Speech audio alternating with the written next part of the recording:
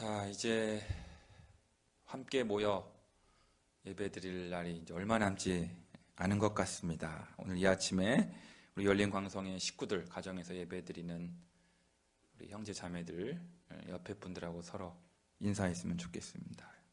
외모로 사람을 취하지 말라. 그렇게 인사했으면 좋겠습니다. 사람을 취하지 말라. 네, 오늘 설교 제목입니다. 하마터면 외모로 사람을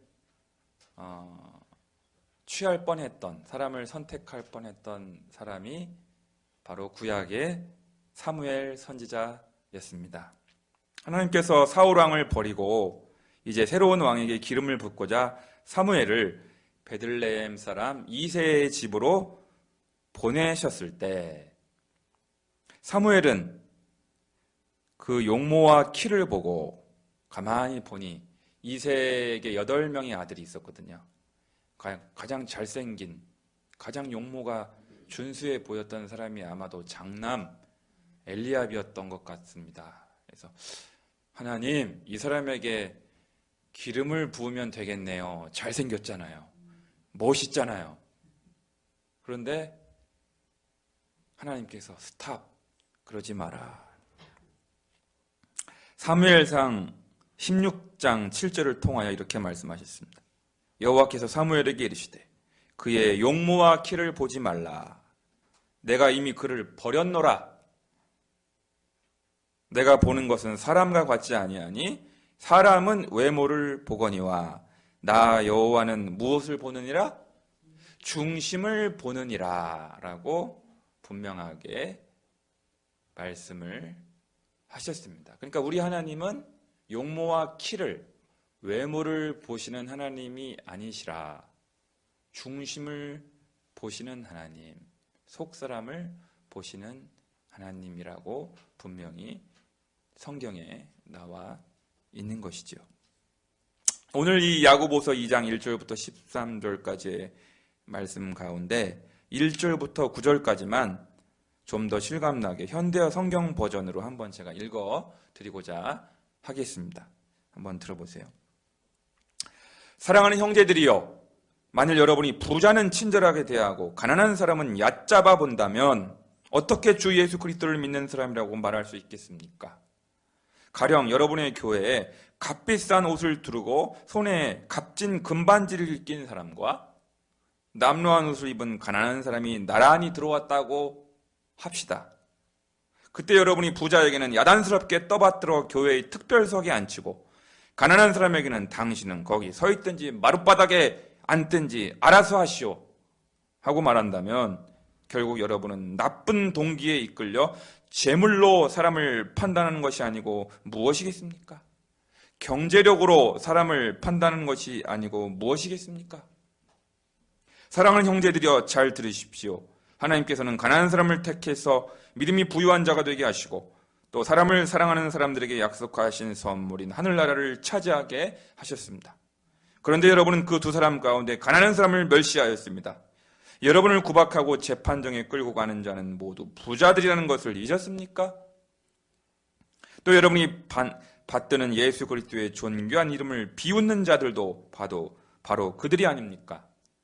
내 자신을 사랑하고 돌보듯이 내 이웃을 사랑하고 도와주라고 하신 주님의 명령을 여러분이 지키고 있다면 참으로 훌륭한 일이겠지만, 그러나 부자들에게만 친절히 하고 아첨한다면 그것은 주님의 율법을 어기는 것이며 죄를 짓는 것입니다. 제가 오늘 설교를 준비하는 동안 몇 년 전에 모 방송사에서 몰래 이렇게 CCTV를 설치하고요, 한 가지 실험을 하던 장면이 떠올랐습니다. 아주 몇 년 전 그 TV 본 영상인데, 한국 지리에 익숙하지 않은 외국인이 길을 몰라 도움을 청하게 되었습니다. 먼저 얼굴이 까무잡잡한 동남아시아 사람이 길을 물으니까 한 한국인이 퉁명스럽게 길을 알려주는 둥 마는 둥 하는 반응을 보인 것입니다. 그런데 이번에는 한 백인이 같은 아까 그 사람에게 길을 물으니까 그 한국인은 아주 친절하게 상세하게 길을 가르쳐 주는 것이 아닙니까? 실험을 해보니까. 이 TV에서 이 실험을 본 것이 제 뇌리에 깊이 각인되어 있습니다. 여러분, 이것은 우리 안에 어떤 편견과 차별이 작용하고 있는 것입니까? 얼굴이 좀 시커먼 동남아시아 사람은 좀 무시해도 되고, 얼굴과 머릿결이 흰 백인들은 친절히 대해야 한다는 민족적 편견과 인종적 차별의식이 무의식적으로 작용한 결과라고 할 수 있겠습니다. 그러니까 우리가 사람을 이렇게 대하는 태도가 그 사람의 얼굴을 보고, 그 사람의 사회적 신분을 보고, 그 사람의 피부색을 보고 이렇게 시시각각 안 달라진다고 보장할 수가 없다는 것이죠. 그래서 그런지 이번에 코로나19 사태가 터지고 나서 한 달 정도 된 시점에 경기도 남양주에서 목회하시는 한 목사님이 참회의 기도문을 SNS에 올려서 큰 반향을 일으켰는데요. 이분의 기도 내용에 다음과 같은 내용이 있습니다. 주님, 동남아와 중동 국가들 그리고 아프리카 나라들까지도 한국인을 무시하고 강제 격리시키고 있습니다. 이것은 그동안 한국인들이 철저하게 가난한 사람들을 무시해온 것에 대한 정확한 인과응보 같이 느껴집니다. 앞으로 한국에 와 있는 외국인 노동자들을 더욱더 인격적으로 대하게 하시고 소중히 여기게 하여 주십시오. 나그네와 고아를 사랑하고 대접하라시는 주님의 마음을 생활 속에서 실천하게 하여 주십시오. 예수님의 이름으로 기도드립니다. 아멘. 아멘? 네, 아멘. 아멘입니다. 사랑하는 열린광성의 성도 여러분, 오늘 본문은요, 굳이 더 자세한 설명이나 주석적인 해명이 필요 없는 너무나 자명한 주제를, 자명한 진리를 다루고 있는 본문입니다. 옷차림을 보고, 외모를 보고 사람을 대하는 태도가 달라지면 된다, 안 된다? 안 된다.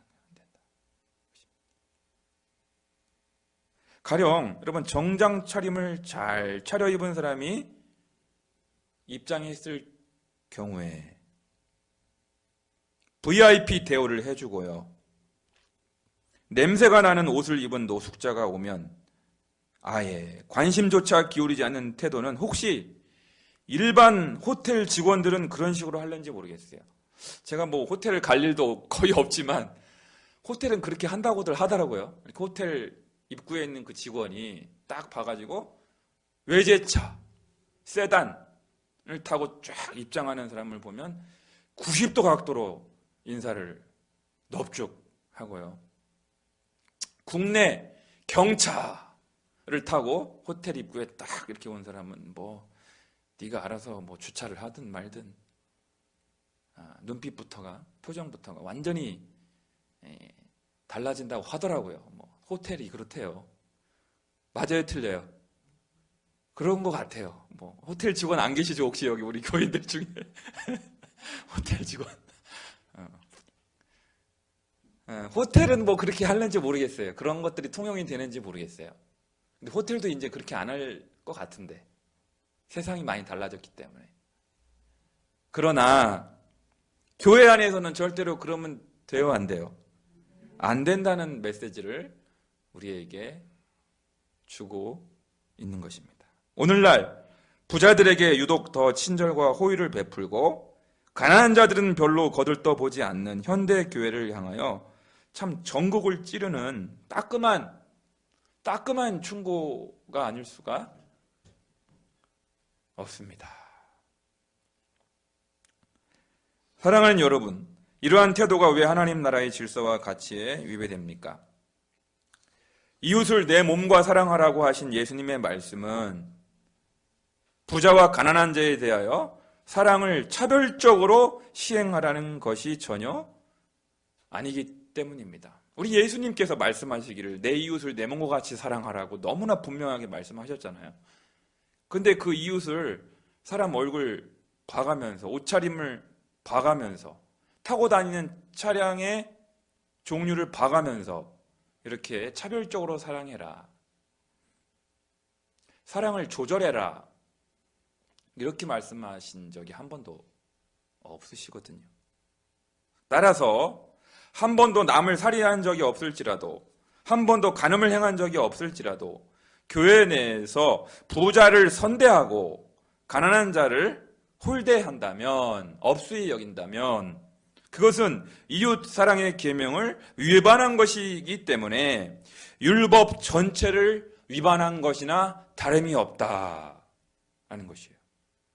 율법 전체를 다 어긴 거나 마찬가지다. 너는 아무리 잘 살고 헌금 많이 하고 성경 많이 읽고 전도 많이 하고 그랬다 할지라도 사람을 차별적으로 대우하고 부자들만 좋아하고 부자들하고만 교제하고 이렇게 인간관계를 그렇게 하는 사람은 율법 전체를 다 위반한 것과 다를 바가 없다.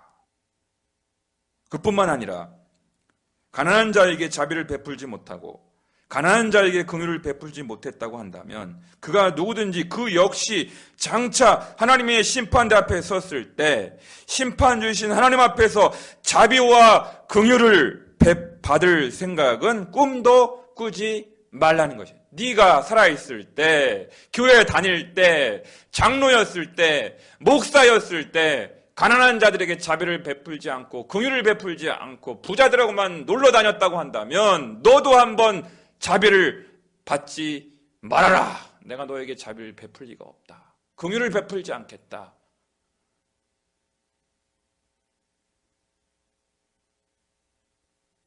당한 대로 내가 되갚아 주겠다. 하나님께서 이렇게 심판대에서 불호령을 내리실 거라 이거예요. 얼마나 무서운 말씀입니까, 여러분? 이것이 오늘 본문의 중심 주제인 것입니다. 여러분, 우리나라 속담이 이런 속담이 있더라고요. 여러분이 다 아시는 말인데 팔이 어디로 굽는다? 근데 이게 정확한 속담이 아니더라고요. 저도 이제 팔이 안으로 굽는다가 정확한 속담인 줄 알았더니 연구를 해보니까, 공부를 해보니까 더 정확한 표현은 술잔 있죠, 여러분? 술잔. 잔 잡은 팔이 안으로 굽는다. 이게 정확한 속담이에요. 술잔. 이제 예수 안 믿는 사람들이 술을 즐겨 마시잖아요. 술잔을 이렇게 잡잖아요.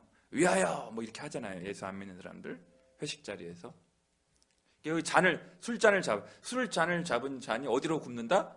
안으로 굽는다. 이게 이제 풀 버전이에요, 이게. 저 처음 알았어요. 전영환 집사님 아셨어요? 국어사전 이렇게 이제 네이버 들어가가지고, 저는 이제 팔은 안으로 굽는다 치면 나올 줄 알았어, 이렇게. 근데, 잔 잡은 팔이 안으로 굽는다. 이게 이제 정확한 속담이더라고요. 내용은 여러분 다 아시는 바와 같이 사람은 누구나 자기와 가까운 사람에게 마음이 기울어지게 마련이다. 자기랑 친한 사람한테 이렇게 뭘 잘해주려고 그러고, 나랑 안 친하니까 별로 그냥 소홀하게 대하고, 이런 것들이 이제 우리 한국 사회에 없지 않아 많이 존재합니다. 그래서 혈연을 따지고 학연을 따지고 출신 지역을 따지고 그러는 현상이 우리 사회에 정말 비일비재해요? 안 비일비재해요?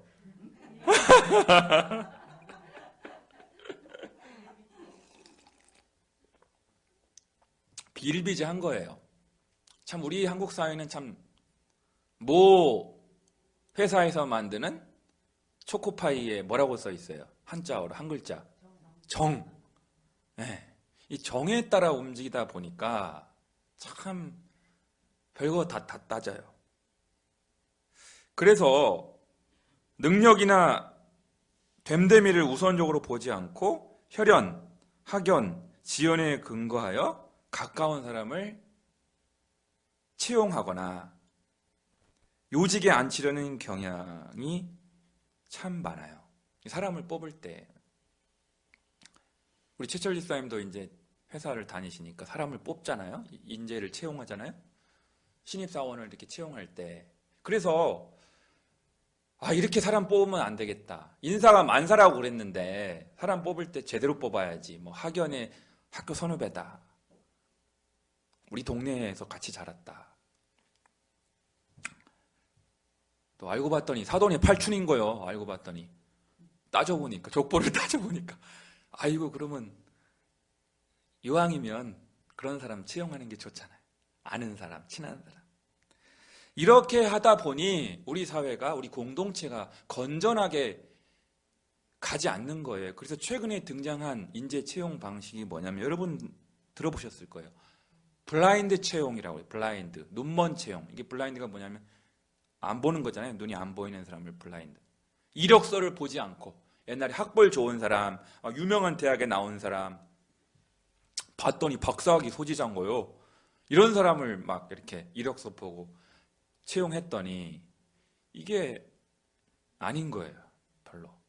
그래서 가급적이면 이력서를 자세히 보지 않고 학벌이라든가 스펙만 좋은 사람만 채용하려는 경향을 거절하고 최대한 공정하게 사람을 뽑으려고 최근에 대두된 이제 인재 채용 방식이 이제 블라인드 채용.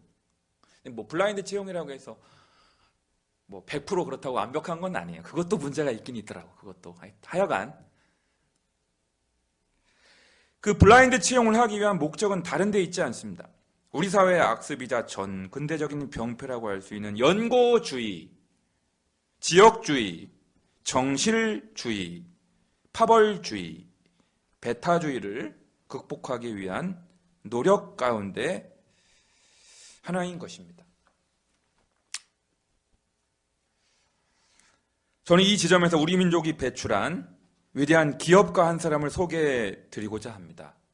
여러분, 우리나라 재벌들 중에서, 기업가들 중에서 이렇게 존경받는 사람이 많지 않거든요.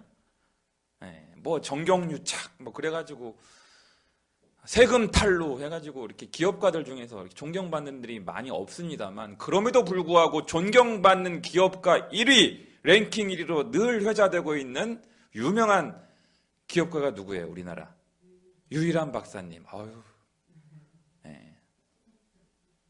유한양행의 설립자 유일한 박사님. 초등학교 도덕 교과서에도 수록되어 있다고 하던데 맞아요? 우리 도은이, 우리 중학교 1학년 오늘 학생이 오늘 예배에 참석했는데 초등학교 교과서에 유일한 박사님 이야기가 나와요? 안 나와요? 나온다고 하더라고. 제가 조사해 보니까. 어쨌든 그 유일한 박사가 남긴 유명한 말이 있습니다. 기업을 하시는 분, 회사를 다니시는 분은 한번 따라해 주십시오. 기업은 기업가의 것이 아니라 사회와 종업원의 것입니다. 할렐루야! 할렐루야 해도 될 것 같아. 기업은 기업가의 것이 아니라 사회의 것이요 종업원들의 것이다. 그래가지고 자기 주식을 다 팔아가지고요 종업원들에게 다 나눠줬어요. 다 나눠주고 노동자들을 위하여 기숙사도 만들어주고 다 배려해주고 자기 재산 다 털어서. 유명한 말을 했는데 이 신념을 실천하기 위해서 유일한 박사가 1969년 기업의 제1선에서 이제 물러나면서 가장 먼저 취한 행동이 뭔지 아세요? 이제 회장직에서 물러나고 멀쩡하게 자기 회사를 잘 다니고 있던 아들을, 성실하게 자기 회사를 잘 다니고 있던 아들을 몰래 불러냈어요. 장남이 이제 유일선이라고 하는 아들인데 너 잠깐 나와봐라. 몰래 불러내. 아들한테 그러는 거예요. 야, 네가 이 회사에 있으면 우리 회사를 운영하는데 곤란하다.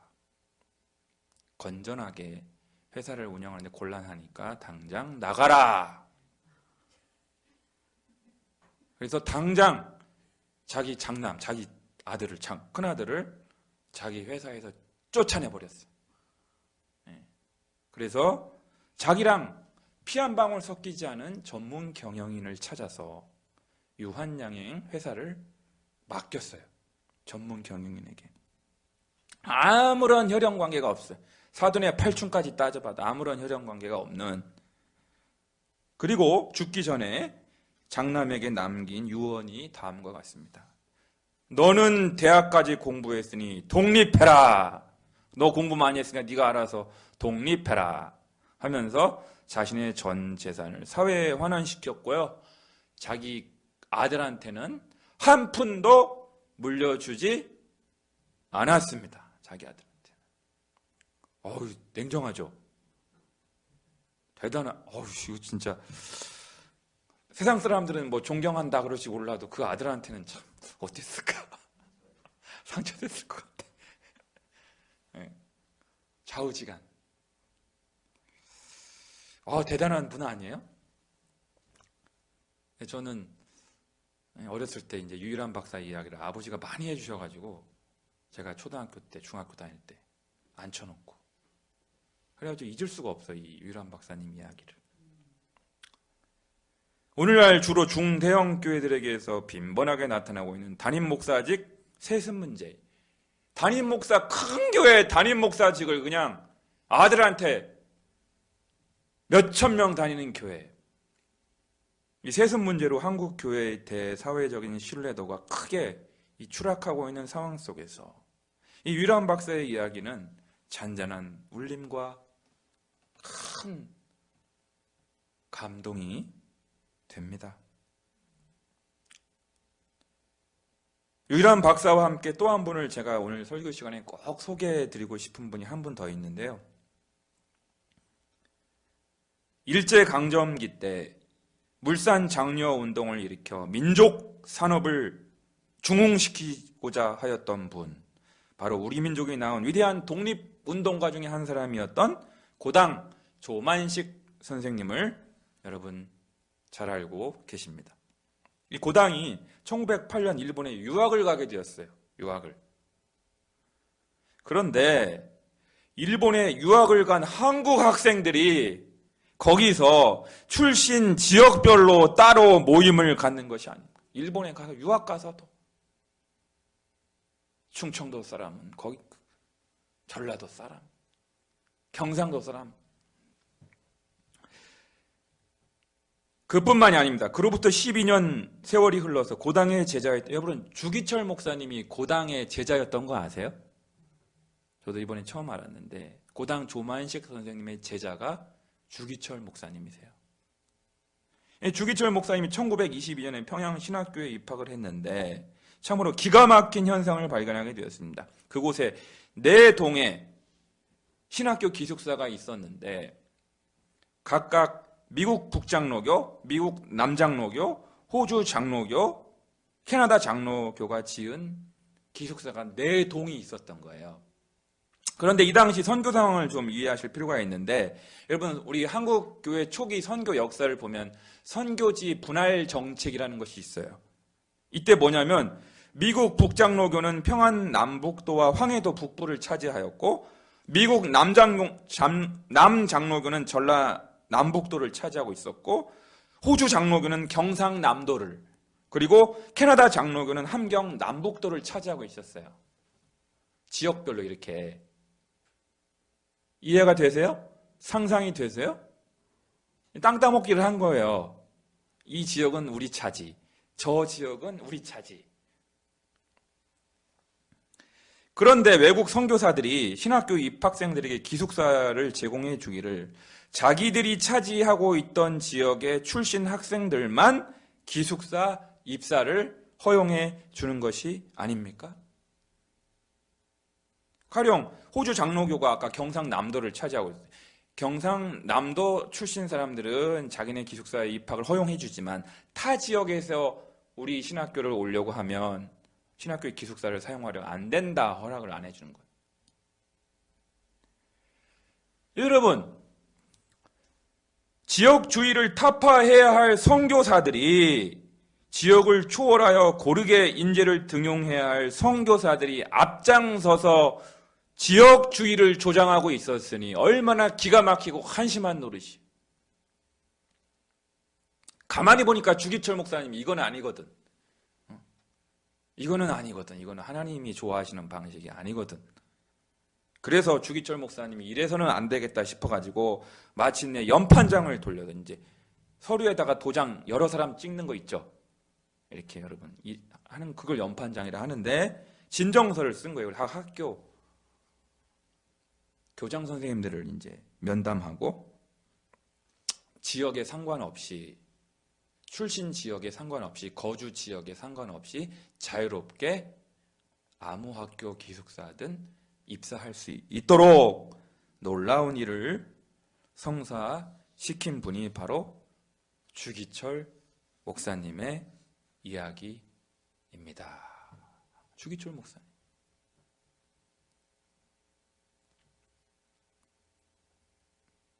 그러니까 제가 이제 이것을 한국 기독교 역사에서 이제 파악을 하면서 이미 북한은 소련 땅, 남한은 미국 땅 갈라먹었잖아요. 해방 전후로. 미 군정기에.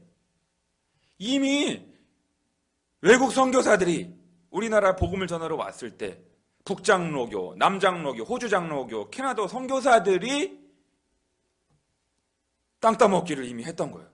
지역을 분할해가지고 지역주의를 조장하고 그것의 원죄가 어디서부터 말미암았느냐?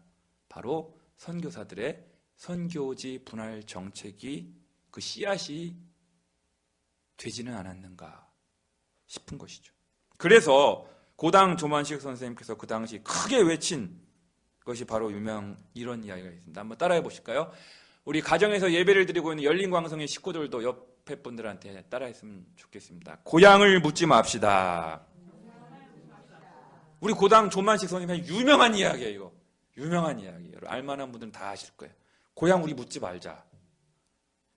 독립을 위해서도 단합해야 하지만 국권을 찾은 다음 화합하는 것은 더욱 중요하다 이거예요. 아무리 조국 독립을 하고 광복을 했으면 뭐해? 에? 북한 출신, 남한 출신, 전라도 출신, 경상도 출신, 이 갈갈이 찢어지고 있는 조국 대한민국을 보면서 이래서는 안 되지 않느냐? 선각자로서의 면모를 우리 고당께서 보여주신 것이죠. 사랑하는 열린광성의 이제 가족 여러분, 4.15 총선이 이미 지난 시점이기에 제가 이제 좀 더 홀가분하게 가벼운 마음으로 설교를 할 수 있을 것 같습니다. 오늘 설교 본문의 신학적 전제요, 내재적 전제라고 할 수 있는데요. 우리 그리스도교의 복음의 핵심이 갈라디아서 3장 28절에 그 핵심이 나타나 있습니다. 제가 읽어드릴게요. 너무 유명한 말씀이죠. 너희는 유대인이나 헬라인이나 종이나 자유인이나 남자나 여자나 다 그리스도 예수 안에서 뭐니라? 하나이니라. 현대어 성경으로 다시 한번 들려드립니다. 이제 더 이상 우리에게는 유대인과 헬라인, 노예와 자유인, 남자와 여자의 구별이 없습니다. 우리는 다 같은 그리스도인이며 그리스도 예수 안에서 하나입니다. 그래서 옛날에 우리 이명봉 원사님 아실지 모르겠어요. 옛날에 우리 한국교회 초기 어떻게 예배드렸어요? 남자 여자 따로 예배드렸죠? 여기 가운데 천막 커튼 쳐가지고 아세요? 이렇게 커튼 치고 남자들은 이쪽에 여성들은 이쪽에 이렇게 해가지고 따로 예배드리기도 하고 막 그랬었어요 옛날에. 그런데 그런 차별 이런 것들이 다 그리스도 안에서 그리스도교의 복음 안에서 이런 차별은 있어서는 안 된다.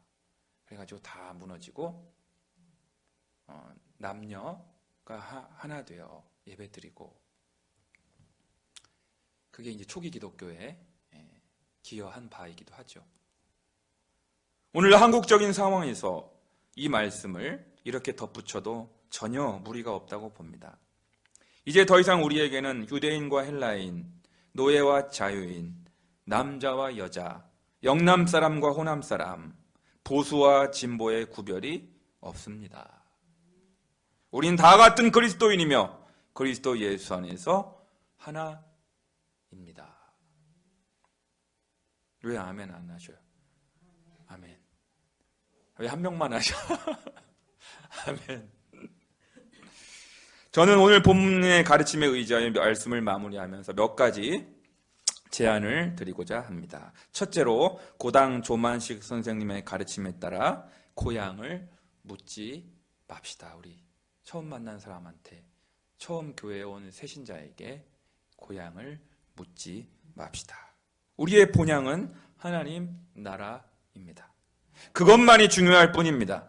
우리가 인간관계에서 출신 지역이 어디인지를 묻는 순간 지역에 대한 선입견과 고정관념이 발생하게 되고요. 같은 고향이면 현저하게 친밀감이 생겨서 좋을지는 몰라도 만에 하나 다른 고향이게 되면 분위기가 어색해지는 일이 다반사입니다. 그러니 아예 고향을 묻지 말고 관계를 맺고 함께 일해 나가는 것이 좋은 줄로 사료됩니다. 아멘. 건전한 이야기예요? 아니에요? 건전한 이야기죠. 이 강단에서는 건전한 이야기를 해야 하게끔 되어 있어요. 불건전한 이야기를 하면 안 돼요. 두 번째로, 교회에서 정치 이야기를 가급적 자제하기를 원합니다. 여러분, 정치 이야기는 아주 민감한 주제입니다. 아주 예민한 주제입니다. 무척이나 조심스러운 이야기가 정치 이야기입니다. 아무리 부부지간이라도 정치적 입장이나 견해가 달라 크게 충돌하는 경우를 저는 본 적이 있습니다. 아무리 그리스도인들이라 하더라도 지지하는 정당이나 정파가 다를 가능성이 매우 많기 때문에 아무리 기도가 깊고 신령한 분들이라 하더라도 정치에 관한 한 의견이 갈리고 생각이 나뉠 가능성이 매우 큽니다. 아주 은혜롭게 예배를 드렸어. 그런데 정치 얘기가만 나오면 얼굴색이 달라지고 표정이 달라져요. 그러므로 성령이 하나 되게 하신 것을 정치 이야기로 힘써 깨뜨릴 수야 없지 않겠습니까? 따라해 봅시다. 성령의 하나 되게 하신 것을 정치 이야기로 깨뜨리지 말자. 에베소서 4장 2절 말씀. 아멘. 아멘? 아멘 안 하는 사람 2명 있어요. 성령이 하나 되게 하신 것을 정치 이야기로 깨뜨리지 찬물을 끼얹지 말자 이겁니다. 그래서 가급적 교회에서는 정치 이야기를 하지 않는 것이 좋으리라 여겨집니다.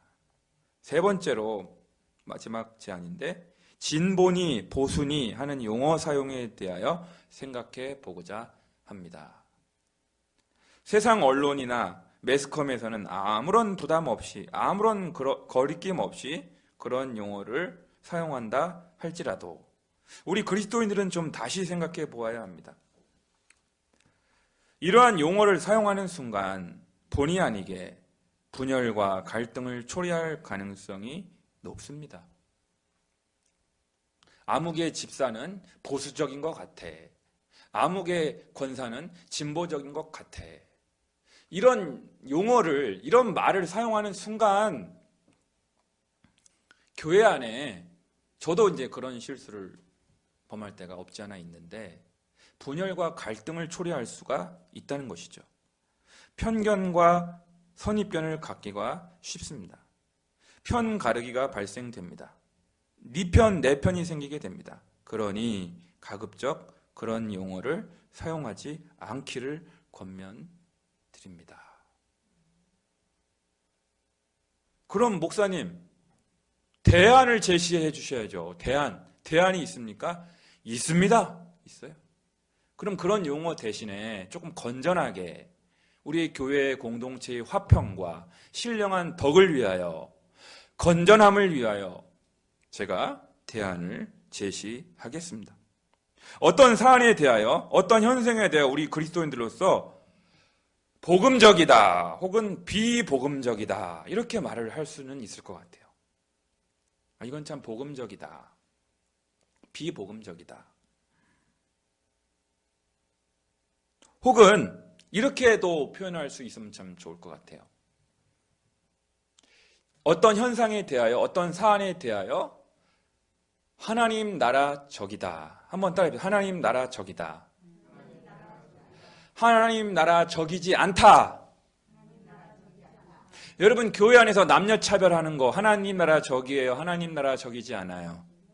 하나님 나라 적이지 않죠? 네. 사람 밑에 사람 없고 사람 위에 사람 없잖아요.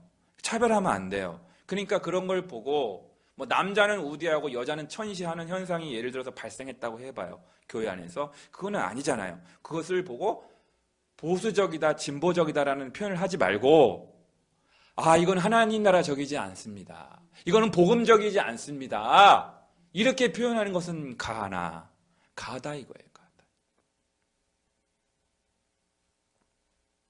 왜냐하면 우리 그리스도인들은 궁극적으로 하나님 나라의 질서와 가치를 추구하는 자들이기 때문입니다. 할렐루야. 네, 하나님 나라를 우리는 추구하는 거예요. 하나님 나라의 질서, 하나님 나라의 가치, 하나님 나라의 원리, 복음적인 원리, 복음적인 가치, 복음적인 지향. 그래서 저는 참 회개한 것이 있어요. 이번에 설교를 준비하면서 참 우리 목회자, 저도 목사잖아요. 우리 목사들부터 회개해야 돼요. 저를 포함해서. 시차례를 가잖아요. 노회를 가잖아요. 총회를 가잖아요. 우리 목사님들이 어떻게 모임을 갖냐면 지역별로 모임을 가죠. 충청도 출신, 전라도 출신, 뭐 경상도 출신 하면서 끼리끼리 모이는 거예요. 끼리끼리 그 지역, 그 출신 지역별로. 이것들을 타파해야 할 목회자들이 그렇게 하고 있거든요. 여러분은 잘 모를 거예요. 목사님들을 자주 안 만나니까. 혹은 학교, 출신 학교별로, 광나루에 있는 어느 학교 출신, 뭐 방배동에 있는 어느 학교 출신, 천안에 있는 무슨 학교 출신, 그 출신 학교별로 그냥 끼리끼리 자기들끼리 모여가지고 막 놀러 다니고, 이런 것들을 우리 목회자들이 제가 지금 고해성사 하는 거예요. 여러분 앞에서 지금 고해성사. 이러면 안 되는데. 그래서 김광배 목사는, 그래서 제가 다짐한 것이죠. 나는 그런 그 출신 학교별 모임, 출신 지역별 모임, 이런 전 근대적인 비복음적인 하나님 나라 적이지 않은 불건전한 형태의 그런 모임을 나는 안 간다.